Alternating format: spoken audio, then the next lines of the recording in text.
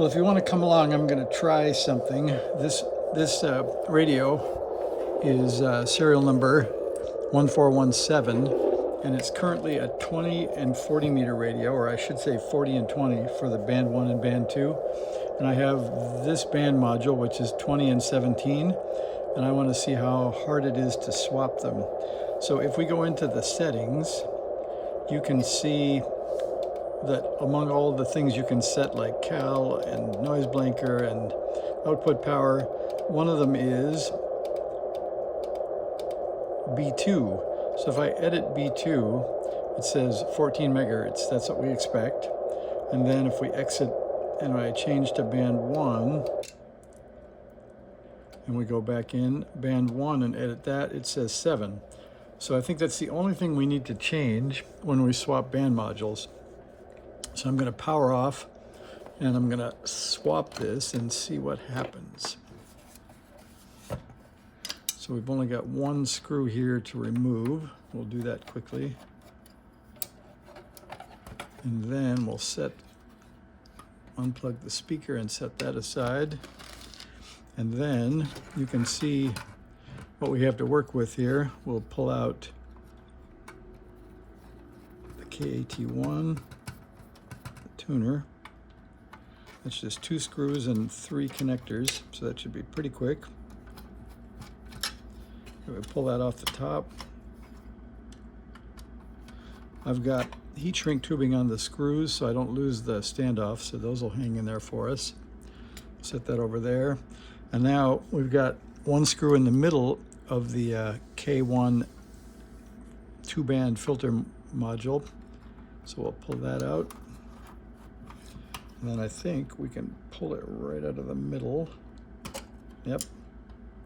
And just leave the screw in there so we don't drop it. And then I'll get the screw in my hand, and it has a split washer on it. I'll put that in the new one here.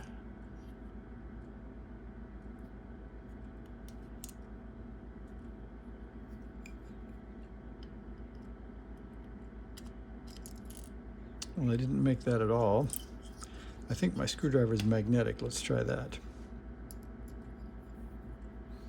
And there is a speaker magnet on the right side of my bench. So let me, if I just take a stripe across that magnet, I'll make it.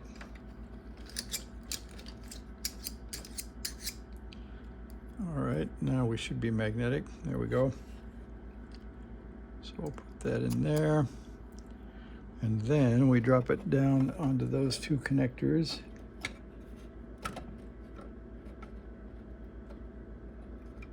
One, 2. And put the screw in. And I think we're in business. Then we'll put the tuner back on top, which I'll not do that. I'll put the jumper in so that we can tune up the band module if we need to. So we'll get that down in here.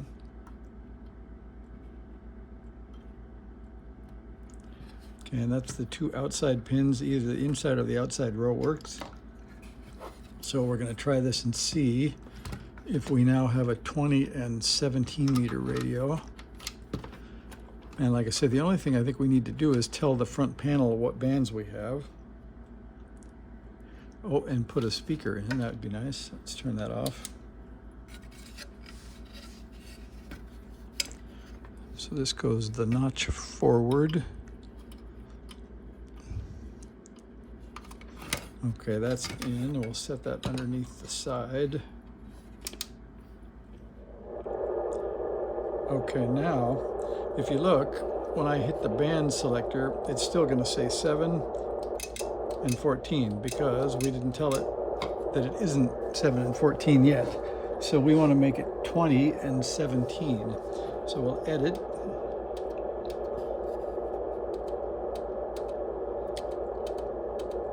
There's B1. So in this case, we want B1 to be 14, so we're going to edit that and change it to 14.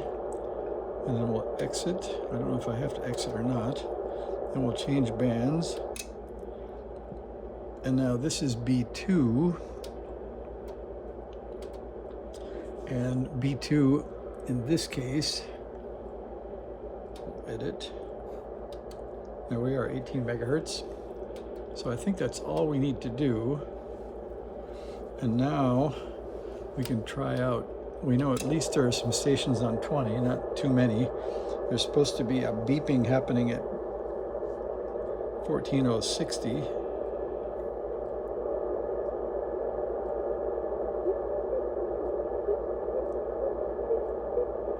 Okay, so that works. So we're on 20, and that is band 1 now instead of band 2.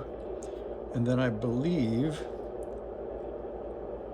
somewhere in my book there's a beacon on the 17 meter band. Let me look back for that. Sorry to make you wait. There is a beacon at 18110. So let's try that and see if we can hear it.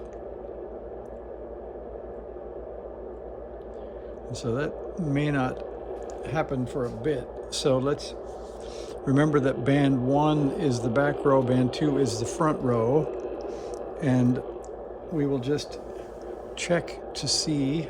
Let me get this phone out of here. That's making noise. I think the phone that I'm recording with is also making noise. All right, we're going to try just a little tweaking here to see. We could do this with transmit. I suppose it's just as easy. So let me connect up this, and we will give a quick check to the transmitter alignment. Since we know it's receiving, that part is already tweaked enough. I can use this jumper for the RF point, and the scope is already on. So we'll set the output power down. There is out. It's set to 5. We're going to set it down to 2 or so. There's 2.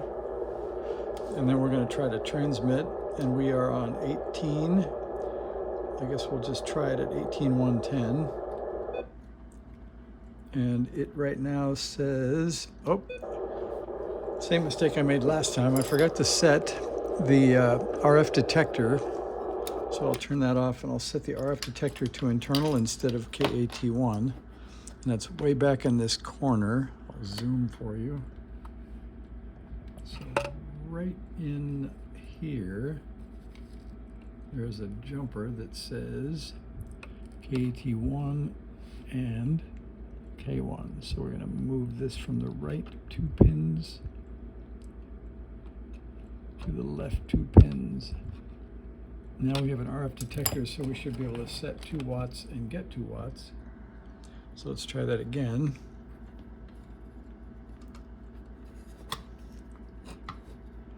Here we go.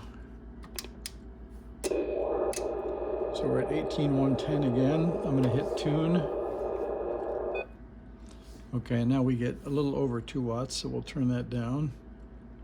The watt meter says more like 2.5, so I'll go lower. And then I'll unhook this camera and show you that on the scope, we've got a full screen of RF there. So I can use that for a level detector, and you can see the watt meter. So we'll try that as well. Let's see, we can grab this, pull this a bit closer. I'll go for L1.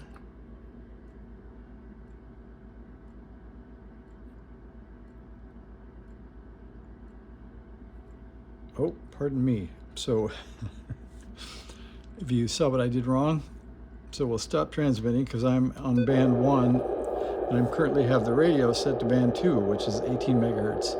So I'm going to set back to 20. And now I'm on band 1 where I should be. And we'll transmit again at 2 watts. And then we will check for peaking of this. And thankfully I didn't move it much. It was still peaked. And this one, I gained just a little bit on that one. It's easier to see the scope peak than it is to see the meter, but both are doing a pretty good job of showing me.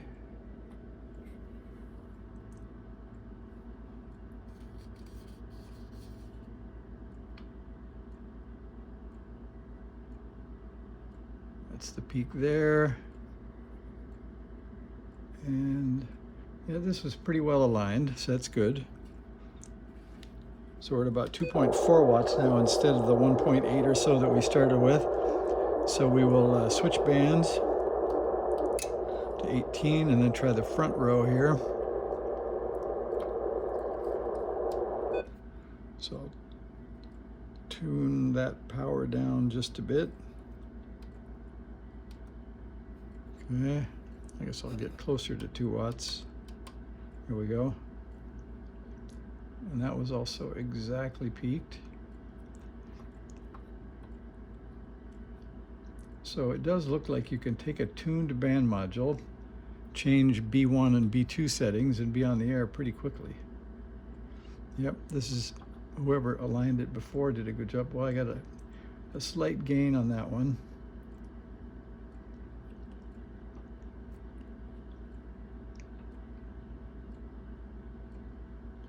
That's L1. Oh, no, I guess it's not L1. Other band module. But we gained a lot on that one.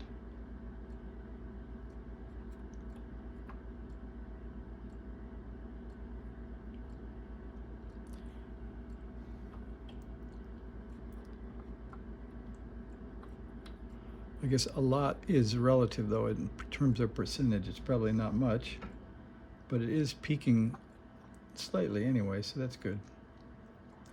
All right, we're going to call that peaked. So those are the 2 bands set up. And we can pull the scope off. And I can power down, and we can pull the jumper. And so if I didn't have the tuner, the band swap would be a lot easier. It'd be just the screws on the band module. And we have to remember to put the tuner in the correct direction. So it has to fit those 3 pins and then the pins in the back. That made it okay. And then a couple of screws on standoffs.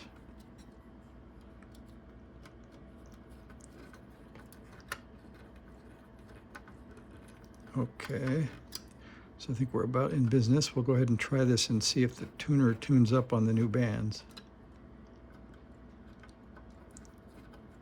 There we go. All right, let's see how it goes. All right, there's 18.110. We haven't heard that beacon yet. It happens, I think, about every 7 or 8 minutes, something like that. There's a unique rotation schedule through all the different beacons.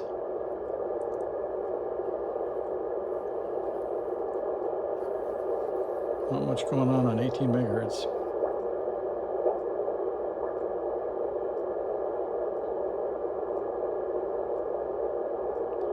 So if we're lucky, we would hear that beacon, but I'm not sure that we want to wait for it. So I think I'll go down and check 20 meters first. There's our favorite beeps on 060.